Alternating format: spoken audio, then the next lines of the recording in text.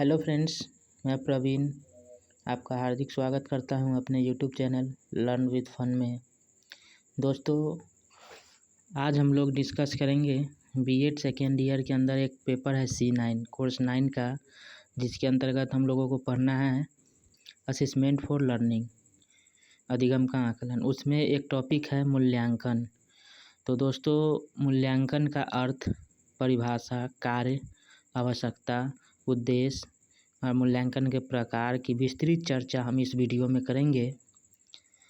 और देखिए, एक ही वीडियो के अंदर एक टॉपिक के जितने भी बिंदु बन सकते हैं, जितने भी प्रकार के प्रश्न बन सकते हैं, हमने कोशिश किया है उन सारे प्रश्नों को एक ही वीडियो में संकलित करने का, ताकि आप लोग जब देखें तो आप लोग को एक ही टॉपिक के लिए कई सारा वीडियो देखना नहीं पड़े।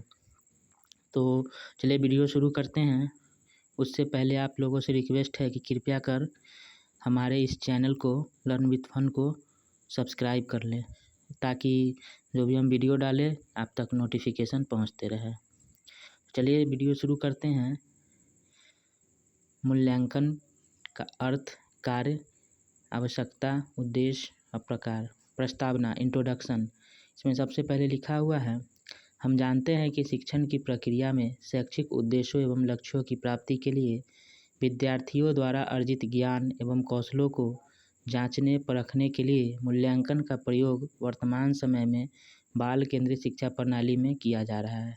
देखिए, कहने का मतलब यह हुआ कि वर्तमान समय में जो बाल केंद्रित शिक्षा प्रणाली है, शिक्षा के उद्देश्य को पूरा हो रहा है कि नहीं हो रहा है, इसको जाँचने के लिए जो हम परीक्षण करेंगे इसको मूल्यांकन कहे हैं। ठीक है,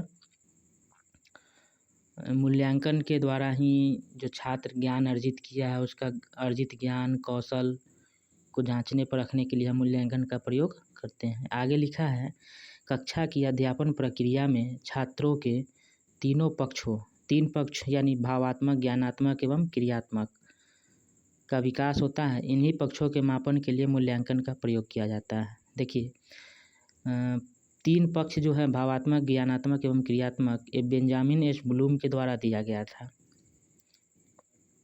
ठीक है, आगे लिखा हुआ है, हम जानते हैं कि मापन का क्षेत्र संकुचित होता है, वहीं मूल्यांकन का क्षेत्र अत्यंत विस्तृत होता है। इसे पिछला वीडियो में हम मूल्यांकन के बारे में बताए हैं। यदि नहीं देखे होंगे तो कृपया हमारे चैनल पर जाइए और मूल्यांकन का वीडियो देख लीजिए। ठीक है, उसमें मूल्यांकन को हम बहुत विस्तृत रूप में समझाए हुए हैं। तो मूल्यांकन जो है बहुत ही बृहत है, ब्रॉड है, और ये मापन जो है संकुचित है, इसलिए मापन की अपेक्षा मूल्यांकन अधिक महत्व दिया जाता है। फिर आगे लिखा है, हम जानते हैं कि वर्तमान समय में शिक्षा के अंतर्गत शिक्षा प्रक्रिया, शिक्षण विधियों, प्रविधियों, पुस्तकें, शिक्षण उद्देश्य सभी शामिल होते हैं और ये सबका मूल्यांकन किया जाता है। मूल्यांकन कोई ऐसी वस्तु नहीं है जिससे हम पदार्थों का संग्रह करते हैं, इसके द्वारा हम एक निर्णय पर पहुंचते हैं। ठीक है, कहने का मतलब वर्तमान समय में बाल केंद्रित शिक्षा प्रणाली है, इसके अंतर्गत जो भी शिक्षा प्रक्रिया की, शिक्षण विधि की, प्रविधि की, पुस्तक का, शिक्षण उद्देश्य का, ये सारे चीज़ अपने उद्देश्य पर खरे उतरते हैं कि नहीं, इसकी जाँच के लिए हम मूल्यांकन का प्रयोग करते हैं। फिर आगे लिखा है, मूल्यांकन के लिए शिक्षक निष्पत्ति परीक्षण यानी अचीवमेंट टेस्ट, मानदंड परीक्षण यानी क्राइटेरिया टेस्ट तथा मानक संदर्भित परीक्षण यानी नॉर्म रेफरेंस टेस्ट का प्रयोग करता है। मूल्यांकन शिक्षक एवं छात्र दोनों के लिए पुनर्बलन का कार्य करता है। देखिए, कहने का मतलब है, ये जो मूल्यांकन है शिक्षक एवं छात्र दोनों के लिए, छात्र के लिए भी और शिक्षक के लिए भी, ये दोनों के लिए क्या है, पुनर्बलन का काम करते हैं। पुनर्बलन कहने का मतलब रिइंफोर्समेंट मिलता है, एक अंदर से रिइंफोर्समेंट मिलता है इसको करने के बाद। फिर आगे लिखा है, मूल्यांकन का अर्थ एवं परिभाषा। देखिए, मूल्यांकन शब्द अंग्रेजी भाषा के इवैल्यूएशन शब्द का हिंदी रूपांतरण है। ठीक है, इवैल्यूएशन का हिंदी है मूल्यांकन। फिर आगे है, मूल्य के शाब्दिक अर्थ पर यदि हम चलेंगे तो मूल्य का मापन अर्थात मूल्यांकन, मूल्य को मापन करेंगे यानी मापन प्लस मूल्य निर्धारण बराबर क्या होगा, मूल्यांकन। इसी प्रकार मूल्यांकन का आशय मापन के साथ साथ मूल्य निर्धारण से है। बात वही पहुंच गए। फिर लिखा है आगे, अर्थात अधिगम अनुभवों द्वारा विद्यार्थी में अपेक्षित व्यवहारगत परिवर्तन किस सीमा तक हुई है, इसका मूल्य निर्धारण मूल्यांकन करके निर्णय देता है। मतलब बच्चा को हम अधिगम की प्रक्रिया, शिक्षण अधिगम की प्रक्रिया करेंगे, कुछ पढ़ाएंगे, कुछ समझाएंगे, तो उसको हम जांचेंगे ना कि बच्चा किस हद तक सीखा है, किस सीमा तक सीखा है। यदि नहीं सीखा है तो फिर उसको दूसरे तरीक़ा से सिखाया जाए। किसी भी हाल में बच्चा को सिखा देना है। तो ये जो हम परीक्षण करेंगे, मापेंगे कि बच्चा सीखा है कि नहीं सीखा है, किसके द्वारा होगा? मूल्यांकन द्वारा होगा। मूल्यांकन के अंदर एक विधि है निष्पत्ति परीक्षण यानी अचीवमेंट टेस्ट, उसके द्वारा हम उपलब्धि का पता लगाएंगे। आगे लिखा है, अतः मापन मूल्यांकन की का ही एक भाग है जो सदैव उसमें निहित होता है। मापन जो है मूल्यांकन का एक छोटा सा भाग है। अभी हम पहले बताए हैं कि मापन संकुचित अर्थ है, मूल्यांकन व्यापक रूप है। यहाँ लिखा हुआ है मापन जो है मूल्यांकन का एक छोटा भाग है जो सदैव उसमें निहित होता है।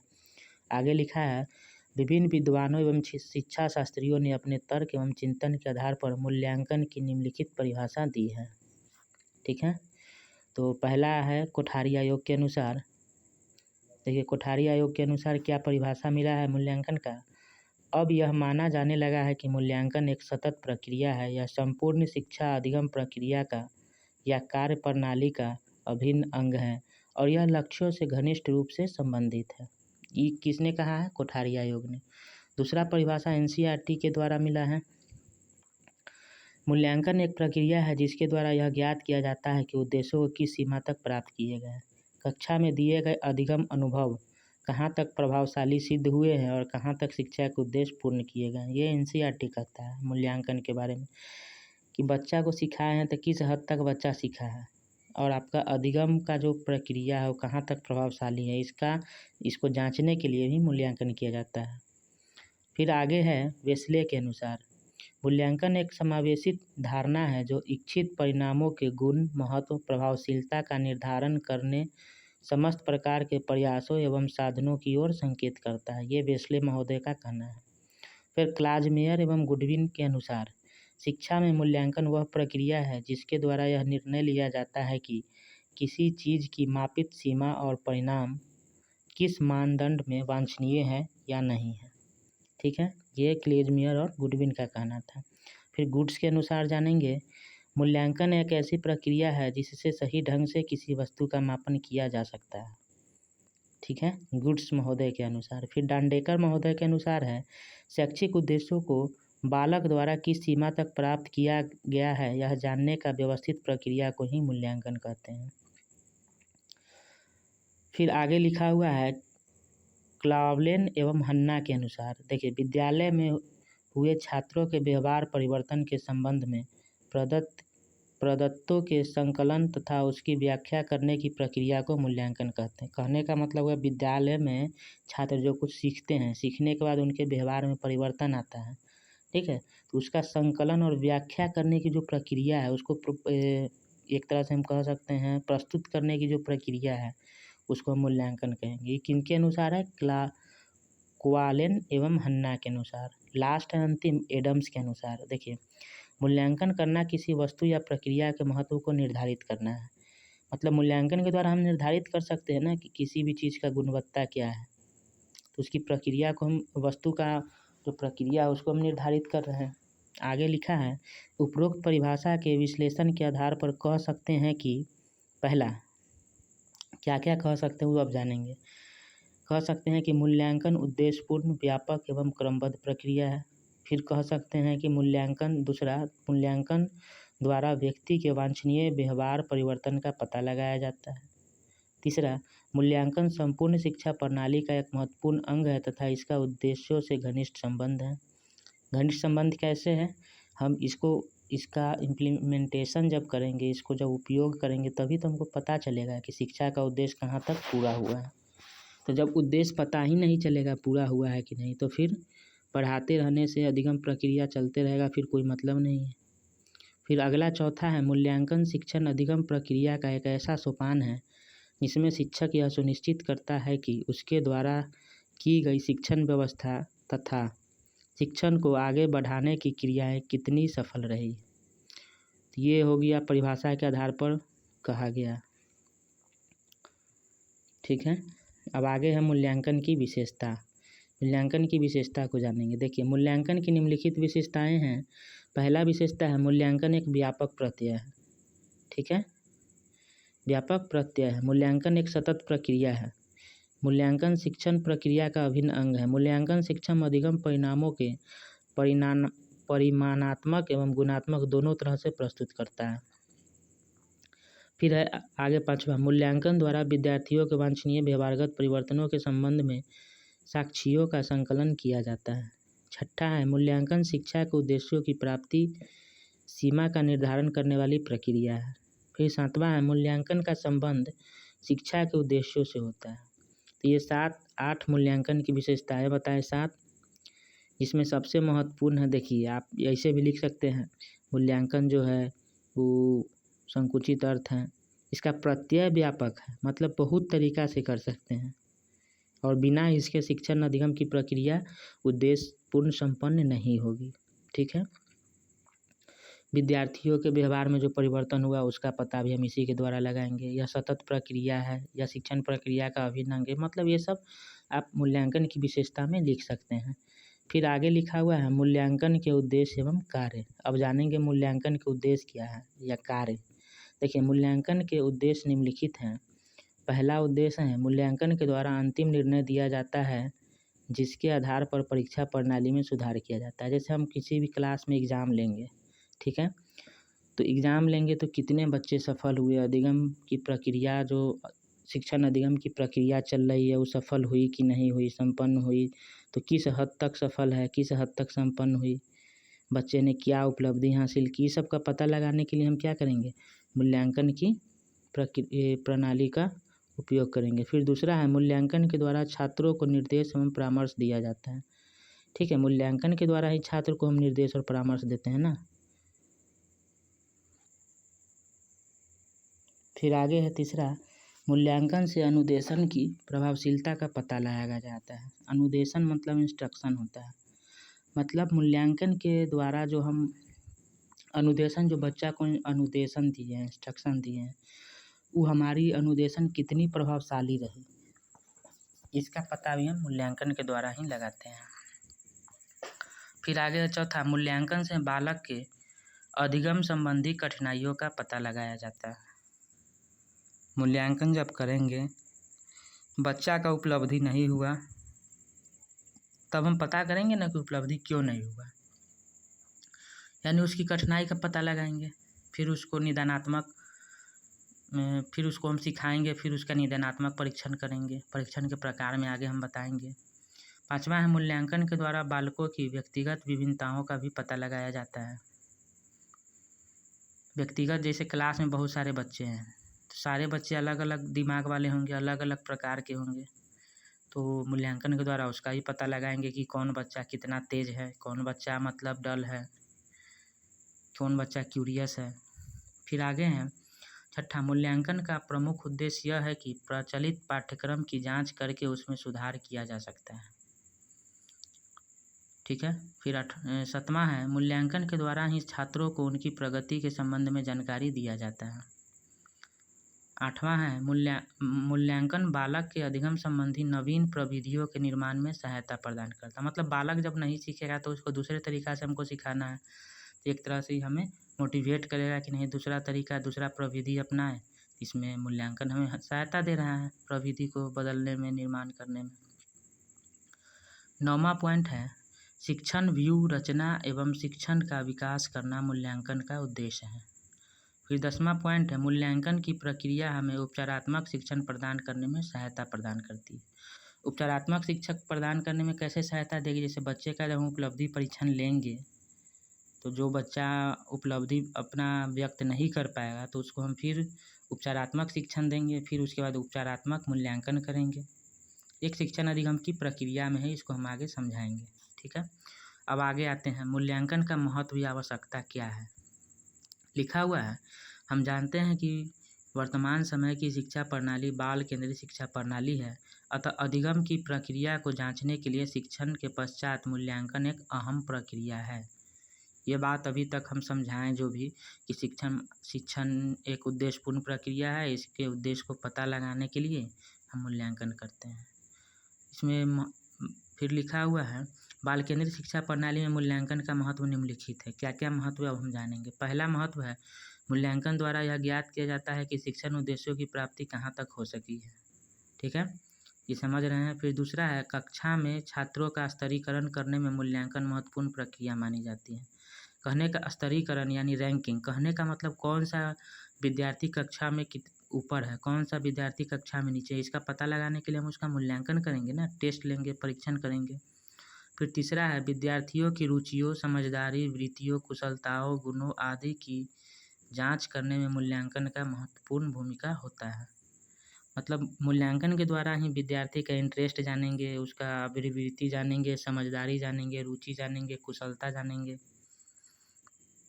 फिर आगे है चौथा पॉइंट विद्यार्थियों के बहुमुखी विकास। बहुमुखी विकास करने का मतलब ओवरऑल डेवलपमेंट को गतिशील बनाए रखने में मूल्यांकन महत्वपूर्ण भूमिका निभाता है। मतलब हम जब ओवरऑल डेवलपमेंट की बात करते हैं तो टेस्ट लेंगे तब पता चलेगा हमको किस सेक्शन में बालक जो है कमज़ोर है, कौन सा सेक्शन उसका अच्छा है, तो उसको गतिशील बनाए रखने में मूल्यांकन हमें सहायता करता है। फिर पाँचवा पॉइंट है मूल्यांकन शिक्षकों एवं छात्रों दोनों को ही रेनफोर्समेंट यानी पुनर्वरण तथा पृष्ठपोषण यानी फीडबैक देने का कार्य करता है। देखिए छात्रों को तो मान लीजिए कि हम पता है आप लोगों को भी कि कैसे देंगे, शिक्षकों को कैसे देंगे। जैसे बच्चा यदि अचीवमेंट उसका कमज़ोर है, मतलब सीख नहीं पा रहा है, तो शिक्षक के लिए एक सबक है ना कि आखिर क्यों नहीं सीखा। फिर उसको हम खोजेंगे, जानेंगे, अपने मतलब मेथड में चेंज करेंगे। तो ये हम लोगों के लिए एक तरह से रेनफोर्समेंट का काम किया, रेनफोर्समेंट का। पृष्ठपोषण यानी फीडबैक इसी मेथड के द्वारा मिला ना कि हाँ से बच्चा ही नहीं सीखा है तो मतलब कौन सा मेथड को इम्प्लीमेंट करें बच्चा अच्छा से सीख ले। फिर आगे छठा पॉइंट है मापन। मूल्यांकन माप के अनेक दोषों को दूर करने में सहायक है। मूल्यांकन के द्वारा माप के अनेक दोष को दूर किया जा सकता है। आगे है सातवां पॉइंट मूल्यांकन से ही अध्यापक की शिक्षण कुशलता तथा सफलता की जांच होती है। अभी बताए हैं कि शिक्षण अधिगम की प्रक्रिया जो है कितनी सफल है मूल्यांकन के बाद ही पता चलता है। तो इसमें सफल कुशल होंगे तभी तो सफल होंगे।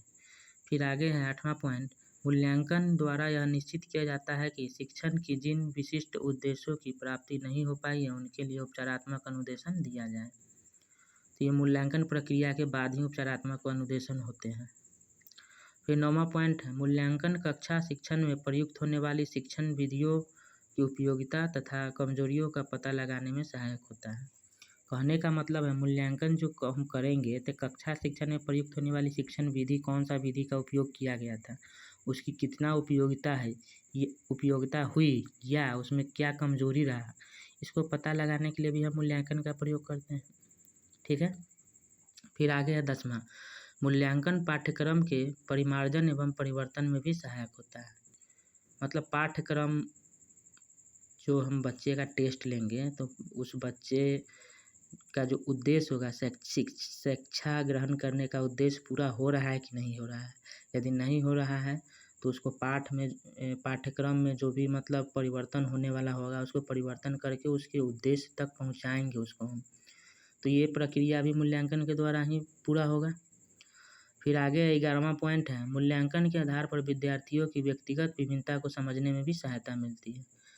ये कैसे मिले कि जब हम मूल्यांकन करेंगे बच्चों का तो अलग अलग रिजल्ट आएगा बच्चा का। जब अलग अलग रिजल्ट आएगा तो विद्यार्थी में जो व्यक्तिगत भिन्नता होगी उसके आधार पर अलग अलग रिजल्ट आएगा। इसके द्वारा हम इसको भी जान सकते हैं। अब आते हैं आगे टाइप्स ऑफ इवैल्यूएशन यानी मूल्यांकन के प्रकार जानेंगे।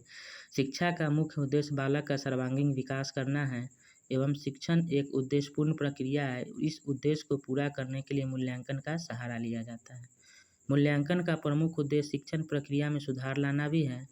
मिचेल स्क्रीवेन ने सन 1967 ईस्वी में मूल्यांकन की भूमिका को स्पष्ट करते हुए इसे 2 भागों में विभाजित किया जो निम्नलिखित है। देखिए मूल्यांकन के प्रकार कहीं कहीं आपको 3 को मिल जाएगा, तो मतलब सब अलग अलग मनोवैज्ञानिक के अनुसार है। कहीं 4 मिलेगा, यहाँ पर हम 2 लिखे हैं तो 2 किनके अनुसार लिखे हैं तो मिचेल स्क्रीवेन के अनुसार, जिन्होंने सन 1967 ईस्वी में मूल्यांकन को मूल्यांकन की भूमिका को स्पष्ट करते हुए इसे 2 भागों में बांटा था। कौन कौन है? एक संरचनात्मक मूल्यांकन है, फॉर्मेटिव इवैल्यूएशन। दूसरा है योगात्मक मूल्यांकन, समेटिव इवैल्यूएशन। पहला है संरचनात्मक मूल्यांकन यानी फॉर्मेटिव इवैल्यूएशन, जानेंगे इसको हम। संरचनात्मक मूल्यांकन से अभिप्राय किसी ऐसे शैक्षिक कार्यक्रम, योजना, प्रक्रिया अथवा सामग्री के मूल्यांकन से है जिसमें मूल्यांकन के आधार पर सुधार करना संभव हो। कहने का मतलब संरचनात्मक मूल्यांकन, आकलन में भी हम बताए थे संरचनात्मक आकलन सेम उसी तरह है, ठीक है। तो वो ब्रॉड डोमेन था और ये नैरो डोमेन है, मतलब वो आकलन जो था आपका बृहत था और ये संकुचित अर्थ है मूल्यांकन। तो इसमें है संरचनात्मक मूल्यांकन से अभिप्राय किसी ऐसे शैक्षिक कार्यक्रम, योजना, प्रक्रिया अथवा सामग्री के मूल्यांकन जिसमें मूल्यांकन के आधार पर सुधार करना संभव। मतलब हम जो मूल्यांकन करेंगे तभी तो हमको पता लगेगा कि कहाँ कमी है, उसी के आधार पर ना हम उसमें सुधार करेंगे।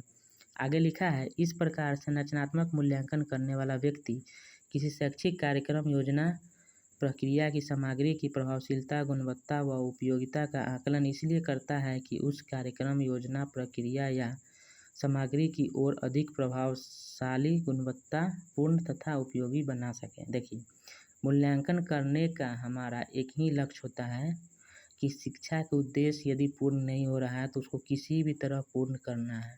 इसमें प्रभावशीलता, गुणवत्ता, उपयोगिता जो होती है और कितनी अधिक प्रभावशाली रही, गुणवत्तापूर्ण रही कि नहीं रही, योजना, प्रक्रिया जो उपयोग हुआ है, विधि जो उपयोग हुआ है वो प्रभावशाली है कि नहीं, सबका पता लगाने के लिए हम मूल्यांकन करते हैं। संरचनात्मक मूल्यांकन के द्वारा ही संभव है, क्योंकि संरचनात्मक मूल्यांकन बीच बीच में होता है।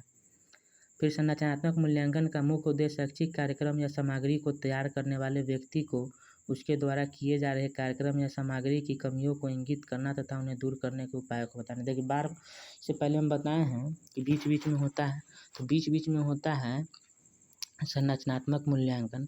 तो जहाँ भी गलती होगा, ठीक है, तो इसको हम सुधार करने का इसमें अवसर मिलता है, यही बात इसमें बताया गया। फिर आगे है दूसरा योगात्मक मूल्यांकन, इसको जानेंगे। देखिए, योगात्मक मूल्यांकन से अभिप्राय किसी पूर्व निर्मित शैक्षिक कार्यक्रम, योजना या सामग्री आदि को ज्ञात करने की प्रक्रिया से है।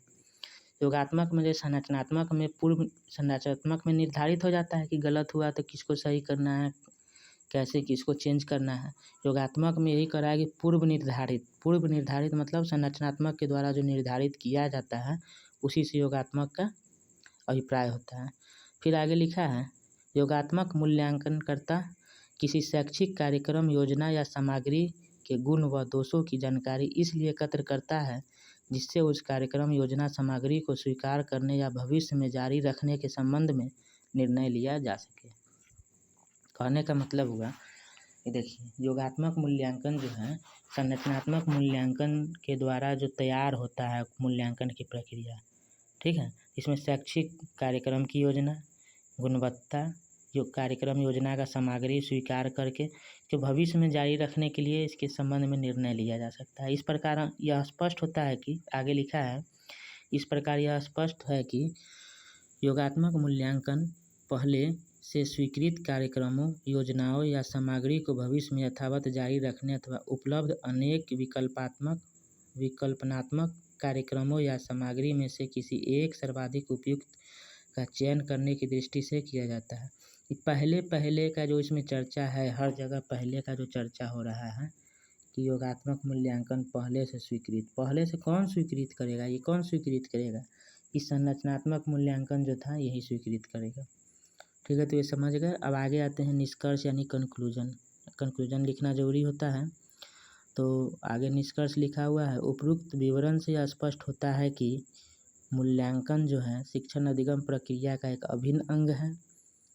वर्तमान समय में, पैराग्राफ चेंज करके लिखेंगे, वर्तमान समय में बाल केंद्रित शिक्षा प्रणाली एवं शिक्षा के उद्देश्य को पूर्ण करने के लिए मूल्यांकन का सहारा लिया जाता है। फिर आगे इसमें लिखेंगे, मूल्यांकन जो है शिक्षक और विद्यार्थी दोनों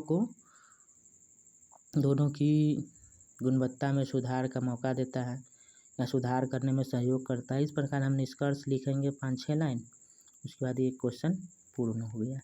दोस्तों, तो इसमें आज हम लोग जाने हैं मूल्यांकन का अर्थ, कार्य, आवश्यकता, उद्देश्य, प्रकार। तो इस वीडियो में आज इतना ही। ठीक है। तो